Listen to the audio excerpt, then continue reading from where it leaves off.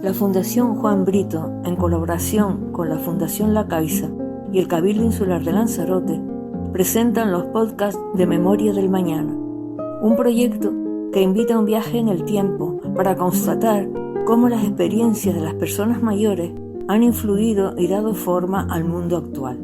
El proyecto busca destacar la importancia de la memoria histórica y el legado de las generaciones pasadas en la construcción de un nuevo presente. Podcast realizado por Víctor Brito.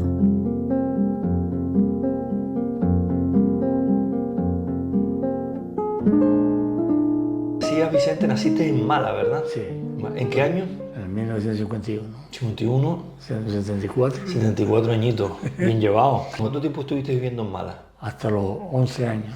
¿Qué recuerdas de Mala de aquella época? Por lo mismo que ahora. En Mala, pues, siempre la gente... Siempre ha sido un pueblo pequeñito. Un pueblo pequeño, todo el mundo se dedicaba a lo mismo, porque claro, plantaba algunos granitos para tener para la casa, y mi madre tenía tierra hasta de media también. Y pues garbanzos, lentejas, trigo, millo, todo se plantaba. Bueno, la cochinilla también, me imagino. Con los cochinillas también bastante. Eso fue lo que sacó de la miseria a los pueblos de Mala y Guatiza. ¿Tú llegaste a coger cochinilla, a recoger cochinilla? Sí. A trabajar en el... ¿Y cómo se hacía eso de la cochinilla? Se ponían en saquito, en saco de que eran de este tamaño así, cuadraditos así. Ajá. Se llenaba el saco, lo amarraba con una tirita. ¿Se llenaba de qué? De cochinilla. De cochinilla, del bicho. Del bicho, sí, de la cochinilla. En las tuneras, y la plantaba en las tuneras tiernas, ¿no? Cuando, por ejemplo, había como dos cosechas de plantar, ¿no? Otro era, por ejemplo, al principio de invierno, octubre, noviembre, septiembre, como aquí siempre prácticamente, casi siempre verano, pues bueno, casi no. Cuando ponías esas bolsas... Los saquitos de sí. rengue. ¿Cuánto tardaba en crecer? En crecer todo eso, en coger el bicho a la penca de tunera? 2 o 3 meses, 3 meses, pues se lo veía muy temprano, era demasiado verde. Ajá. Y no cuajaba igual, o sea, no se secaba lo mismo. Pero ponían los saquitos esos, pasaban a la tunera, ensimillaba las tuneras de cochinilla eso, que lo tenían como una plaga, pero bueno, gracias a eso. Gracias a eso, sí. Mala y Guatiza. Sí, porque es un parásito de la penca, ¿no? Claro, y mucha gente, y también hay que saber cogerla. Ajá. Porque no, por ejemplo, la cochinilla ir allí con una tunera o arrancarla o con una cuchara, cogerla con una cucharita, hacemos de lata así. Sí. Rasparla. Y quitaban y la guardábamos en un saco, ¿no? Ajá. Pero poníamos en saquitos como en rengue le llamaban a la tela esa, ¿no? Ya todo lleno de agujeritos. El rengue. Rengue, sí. Y de ahí se salía para las tuneras, lo ponían en las tuneras tiernas, ¿no? Primero lo ponían en las tuneras más viejas, antiguas. Y luego cuando las pescaba, las quitaba las tuneras malas, salían nuevas, ¿no? Y por eso pues... Pero ustedes no cortaban la penca, sino raspaban para coger la cochinilla. Claro, pues sí. Pero sí, había que por la cochinilla se plantaba nada más que en las tuneras nuevas, ¿no? A veces las tuneras viejas, para que criara, para coger semillas para las nuevas. Y luego cuando la tunera nueva, la penca nueva, que estaba ya media curada, ya con los picos medio formados y tal, plantaba el saquito allí. Cuando eran los primeros días, me daba 2 veces al día, por la mañana, a mediodía y otro por la tarde. Y cambiando de tunera en tunera todos los saquitos de eso. Por eso ¿Iban cambiando los sacos, dice? No, claro, de tunera, claro. Sí. Para que... Claro, porque era como ir infectándolas, ¿no? Exactamente, ir sembrando la cochinilla, que luego la cochinilla que estaba desahogada salía de los bichitos, ¿no? Los sacos, y tenían todo lleno de agujeritos. Y luego, después, ¿el proceso cuál era? Después de que rasparan la cochinilla y cogieran la cochinilla. Había que matarlo, meter un saco como de manila, un saco de guano de eso, así un par de veces, nos sacudía bien para y le ponía un poco de ceniza para que se enficiaran antes. Porque si no, seguían desobándose y quedaba más que el cuero solo. Claro. Pero ¿ustedes qué es lo que vendían en todo caso? La cochinilla. Sí, no, pero quiero decir, ¿ya después de eso o hacían el proceso? Eso pues, había que ponerlo al sol. Al sol. En tablero, un saco de guanos a ver esto por la mitad, y lo metía ahí y la ponía después de muerta, ¿no? La cochinilla ya se notaba enseguida cuando la mandaban los estregones, se ponía media entre rosas, violadas, así como violadas, y ya está bueno. Las mujeres las tendías en saco, en saco de guano, lo abría por la mitad, y lo tendías en tu casa, ¿no? En el sol. Y después cuando se seca, se metían en sacos, y cuando los días estaba ya seca toda, ya caído la cosecha cogida, a pegar, a cogerla, a apartarla, a quitarle los bichitos no, los picos de tunera, limpiaban sí, había que escogerla con mucho cuidado, ¿no? Y la metían en saco y la vendían también. Había gente que venía de Tenerife y de Las Palmas a comprarla. ¿Sí? Sí.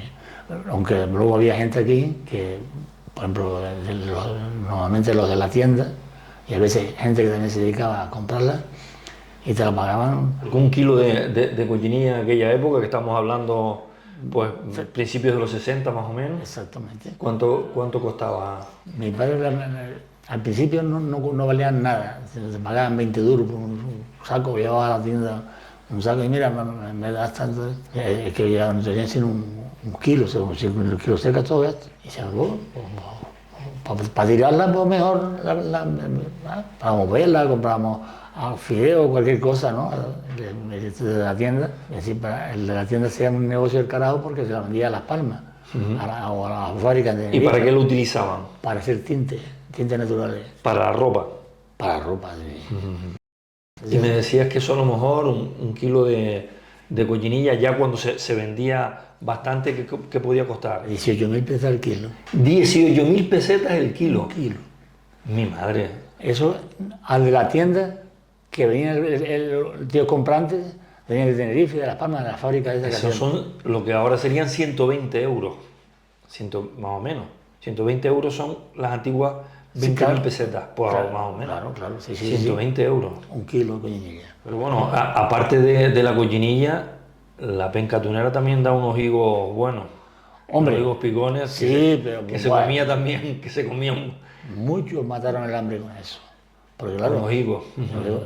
Aunque hay que tumbárselos, pues si no la tunera se va pudriendo, claro, y se va secando, y entonces lo que es la cochinilla se va al higo porque es más dulce, más suavecito.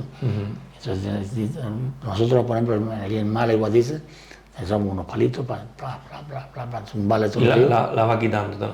Vicente, me decías que habías estado hasta los 11 años. ¿Estudiaste allí en Mala? ¿Estuviste en el colegio? En la escuela primaria. En la primaria. Prácticamente muy poco. Yo no salí de la enciclopedia primero, casi no salí de ahí. Hombre, lo que tenía dinero y para mandarlo fuera, sí, ya de estudio. Pero tú tenías que aportar en la casa. Claro, yo me fui, con 11 años ya me fui de la escuela, y entonces me fui para allá para empezar a trabajar de botones en un hotel central, en el Parque Santa Catalina. Pero, ¿y eso a qué edad fuiste? ¿A qué edad te fuiste a Gran Canaria?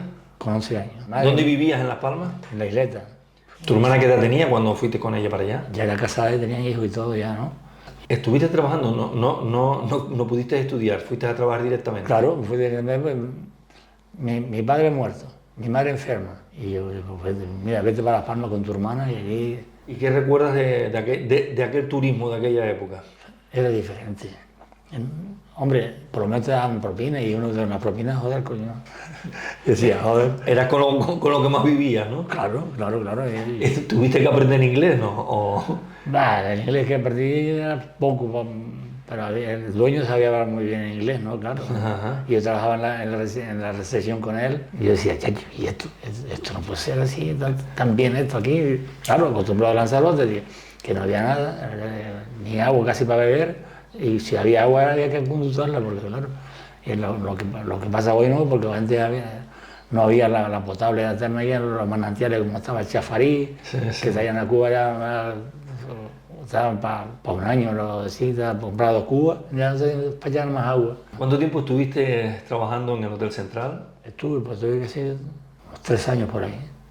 Para lo que pasaba aquí en Lanzarote, aquí era un lujo. Un lujazo, claro, daban de comer y todo, por estar allí, asentado, con un teléfono. Pero es que en Lanzarote prácticamente lo que había era miseria, falta de comida, y tu padre no podía comprarte con una libretita. Y me acuerdo que al principio cuando te daban una libreta, te la apuntaban en la libreta, decía 5 perras o una peseta, nomás que te cobraba la libretita. Pero al principio ponían, compra un cuarto kilo de azúcar, medio litro de petróleo, un cuarto de aceite, un cuarto kilo de fideo, un cuarto kilo de arroz, un paquete de velas, claro, y llenaban la cartilla. Niño, dile a tu madre que tiene la cartilla llena, que pase por aquí.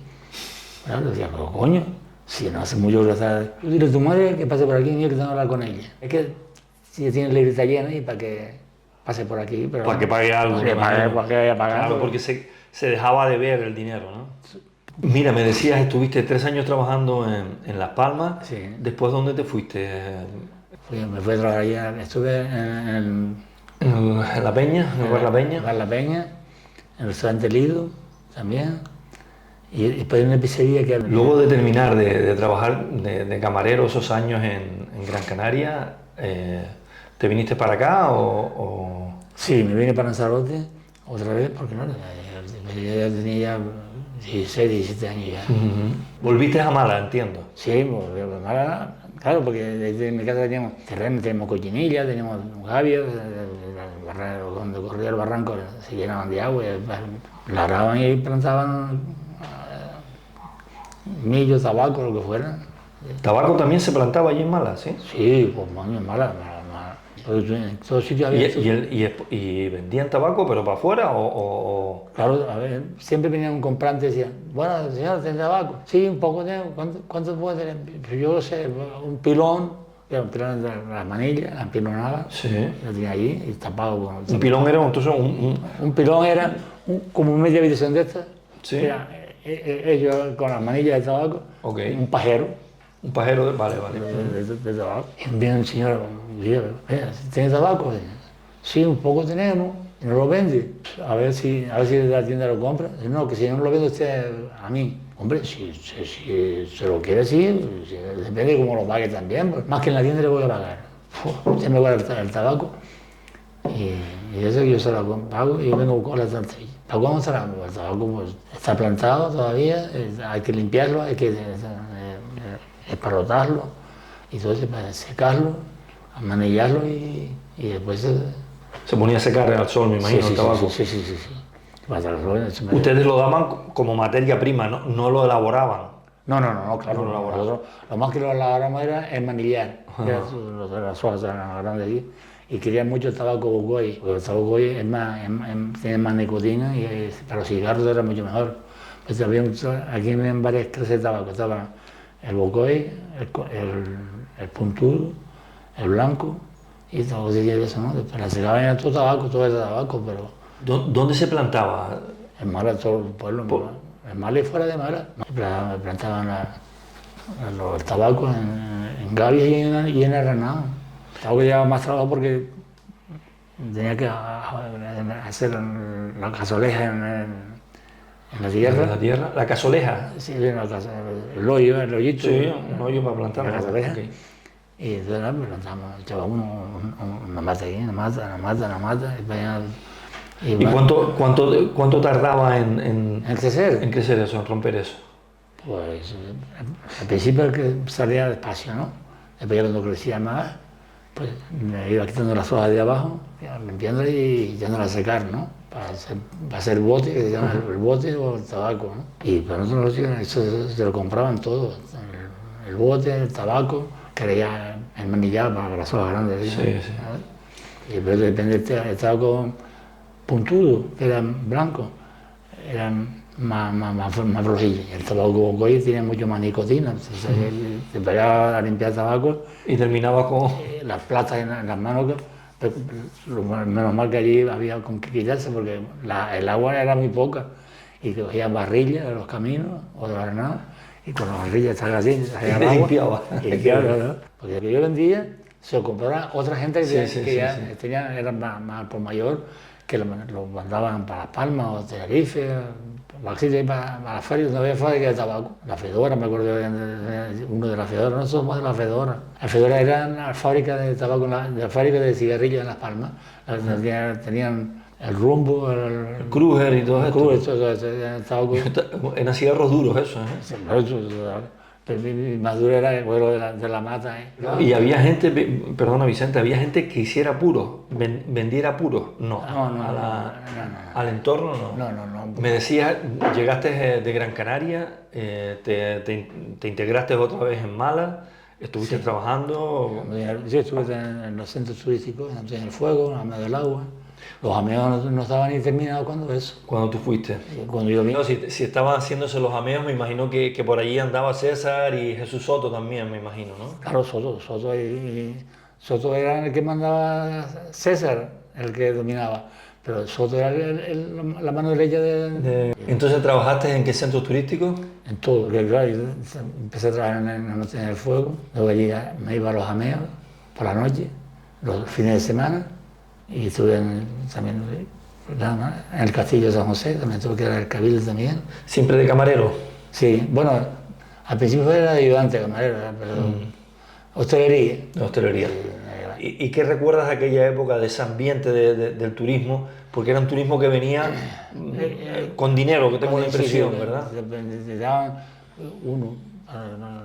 no cobraba una mierda, eran 300 pesetas o 1000 pesetas si es que llegaban, pero muy pocas veces pagaban. Después de los centros turísticos, ¿qué hiciste? Después de los centros turísticos tuve un bar en Famara y otro en el Puerto del Carmen. Lo cogí por mi cuenta y allí... ¿Tiempo estuviste hasta...? Hasta después de casi de jubilarme. ¿Estuviste metido en la hostelería durante todo ese tiempo? Sí, de los 11 años hasta los 60 y pico. ¿Te casaste con una conejera? Sí, en Montaña Blanca. ¿Montaña Blanca? Sí. Trabajaba de enfermera en el hospital. ¿Y cuándo? ¿Tuviste chiquillos? 2 niñas, uno y una, un niño y una niña. Que ya están mayorcitos. Una es médico y la otra enfermera. Y mi mujer enfermera también, ¿no? Pero bien, digo, coño, pensando yo, hay que ver lo que yo pasé antes, miseria, penurias para trabajar, penurias para cobrar. Pero no. Y al final te ha ido bien, ¿no? La verdad que sí. Yo era muy consciente de que si trabajabas conmigo, si no te jodías... Que ha sido agradable el rato contigo porque... Sí, primero que la historia que tienes detrás es importante, de mucho trabajo, de mucho esfuerzo. Y sin dinero. Bueno, me pagás, digo. Y arriesgarte a Las Palmas, te arriesgaste aquí con la empresa. Bueno, pues Vicente, nada, vamos a terminar. Yo la verdad No, al contrario, si me ha parecido... No, de verdad. Si lo que nosotros pretendemos es tener un poco de recuerdo de lo que se hacía anteriormente y poner en valor todo ese trabajo que hizo la gente en aquella época. Pero oye, Vicente, encantado de callar. Ha sido un placer conocerte, de verdad. A usted. Y lo mismo, volvemos otra vez y hablamos de otras cosas. ¿Qué te parece? Pues me parece bien. ¿Sí? Yo por colaborar me da igual. Si a usted le parece bien, a mí mejor.